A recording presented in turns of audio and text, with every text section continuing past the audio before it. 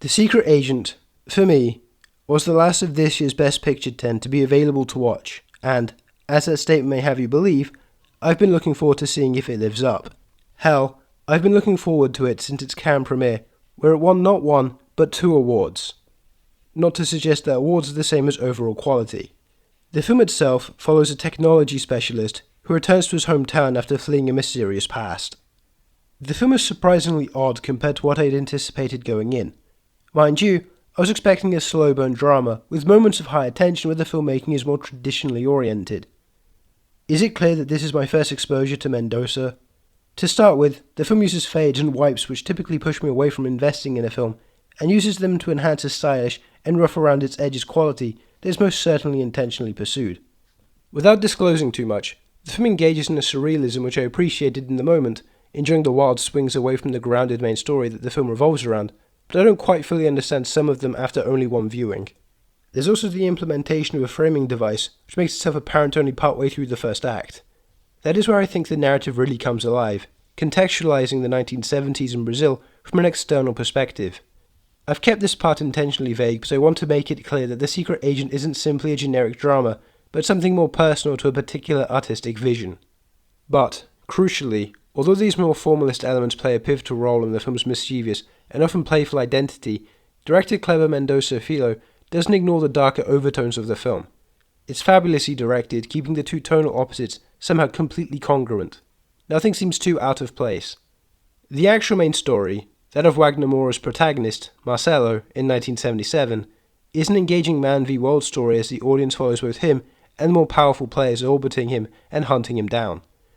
It's a thriller, but it takes more time to get to its more thrillery exhilaration. Don't let the title sway you into thinking that this film is some slick spy story or something along those lines. This is a character study of a normal man placed within an extraordinary conflict as he also witnesses Brazil. Amidst the darkness of the story with hitmen searching for Marcelo is a love for Brazil which seeps through. The energy is high with something fun and carnivalesque which got me, someone who was neither Brazilian or alive during the 70s, to see the setting through Mendoza's nostalgic rose-tinted glasses. The ensemble of non-actors and smaller actors then flash out this world. Tania Maria is the obvious standout as Donna Sebastiana, this kooky old lady. The casting of less professional actors allows for these more naturalistic performances that really make the Recife of 1977 feel real, which I would argue is a necessity when chunks of the film diverts into the formalist aspects. An emotional tethering to space and time is required, and the film accomplishes having a strong one. I also loved Wagner Moura in the focal role of Marcelo, as he has to juggle fatherhood, laying low and discreet, the impending hitman in the present day of 1977, and through flashbacks to what led him to having to flee his past. It's a multi-layered performance of someone who is deeply flawed, as all people are. It's not to say he's especially flawed, just natural, and way out of his depth. All of this is with a quieter performance. It's very rarely flashy and in your face. The whole point of the film is its general anonymity and how many people are at risk in authoritarian states. He is but one person caught in the crosshairs, and he has to navigate it without being noticed. The Secret Agent is a film where I feel like I have to rewatch it to appreciate it fully. As it is right now, I love everything going on with Wagner Moura's performance and the period piece 1977 look. The score and needle drops as well do so much to lift the mood with their upbeat tempo, which taps into that carnivalesque atmosphere.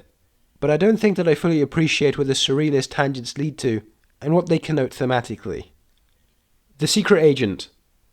4 stars. Well, that's all. Keep on watching movies, and form your own opinions. See you in the next one.